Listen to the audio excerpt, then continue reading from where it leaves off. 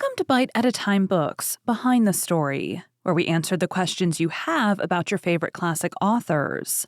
What inspired your favorite author to write their novels? What was going on in the world at the time? Follow along with us as we tell you what was happening in the world while your favorite authors wrote your favorite classics. My name is Bree Carlile, and I love to read and wanted to share my passion with listeners like you. Today we'll be talking about Reading Abbey Girls' School, the school that Jane Austen attended. Reading Abbey Girls' School, also known as Reading Ladies' Boarding School, was an educational establishment in Reading, Berkshire, open from at least 1755 until 1794. Many of its pupils went on to make a mark on English culture and society, particularly as writers. Most famous is Jane Austen, who used the school as a model of a real, honest, old-fashioned boarding school.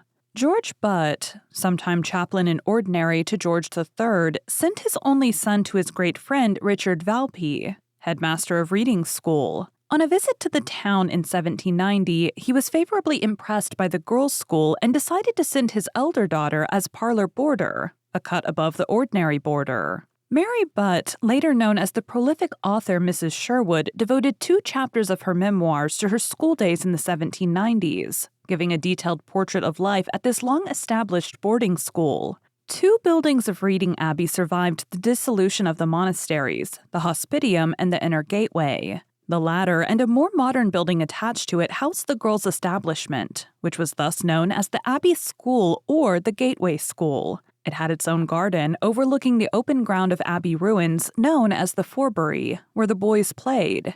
The girls' school dates to before 1755, when Lydia Bell took on an assistant, her sister Sarah Hackett, who later chose to call herself Mrs. Latournelle, despite being English and unmarried. Bell bequeathed the school to her sister, whose skills lay more as a housekeeper than a teacher. A Miss Pitts, who was there as a parlor boarder, went on to take partnership of the school. Dr. Valpy hired a French émigré, formerly a diplomat, Dominique de Saint-Quentin, often spelled without the particle, and sometimes as Quentin. Saint-Quentin and Pitts married and took over management of the girls' school. With his knowledge and ability, they soon raised its standard and prestige. Teachers included François Pierre Picquet, formerly secretary to Catherine the Great, Empress of Russia, and her connection to Voltaire. By the time the Butt sisters were there, Mary was joined the following year by her sister. Later, Lucy Lyttelton Cameron. The school had about 60 pupils, including 3 of the 9 daughters of artist Philip Regan-Eagle. It was expanding, from the ancient gatehouse to adjoining more modern buildings, giving the school new studies and dormitories. The girls were kept busy with rehearsals for exhibitions such as a play, in French, and a ball featuring a quadrille. These performances, shared to some extent with the boys' school, were a good way to demonstrate to parents and prospective customers just what accomplishments they would be purchasing. Jane Austen was the school's most famous pupil, attending with her sister Cassandra, 1785 to 1786. She drew on her experiences there when writing Emma. Following the execution of Louis XVI at the end of January 1793, the Abbey School became a place of refuge for émigrés, such as statesman Charles Alexandre de Calonne.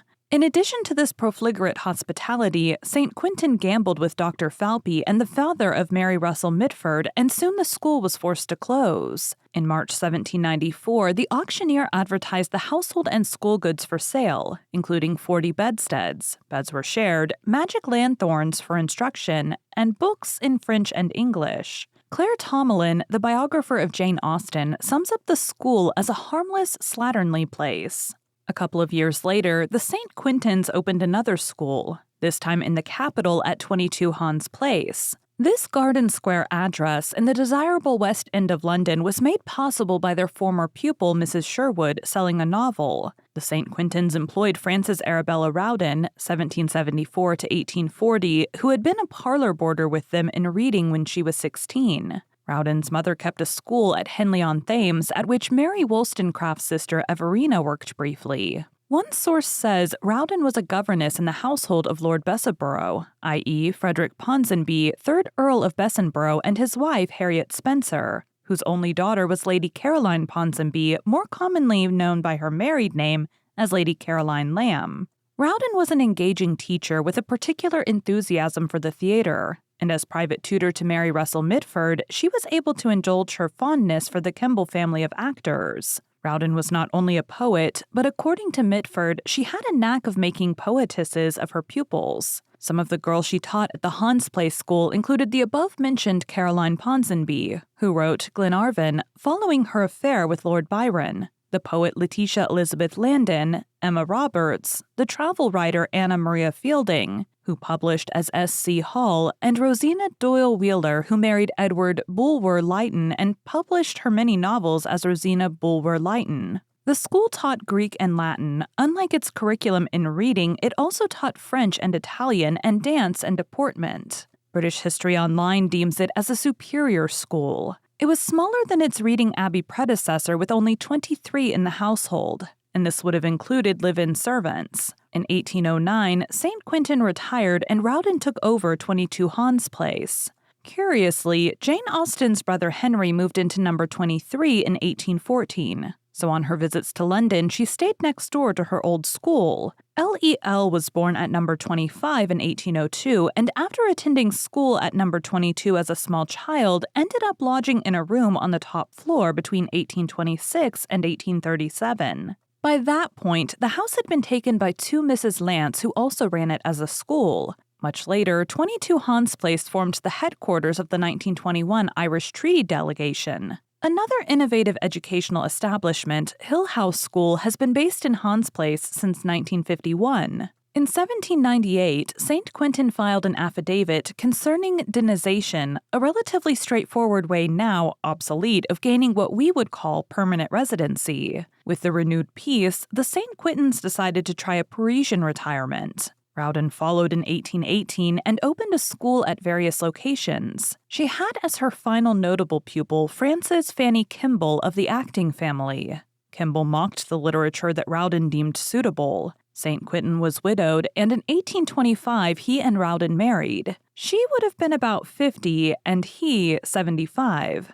It is not known what happened to them afterwards. Thank you for joining Bite at a Time Books Behind the Story today, while we answered some of the questions you have about one of your favorite classic authors. All of the links for our show are in the show notes. Our show is part of the Bite at a Time Books Productions Network. If you would also like to hear a story by the author we are currently featuring, check out the Bite at a Time Books podcast wherever you listen to podcasts. Right now we are reading Emma. Again, my name is Bree Carlile, and I hope you come back next week when we answer more questions about one of your favorite classic authors.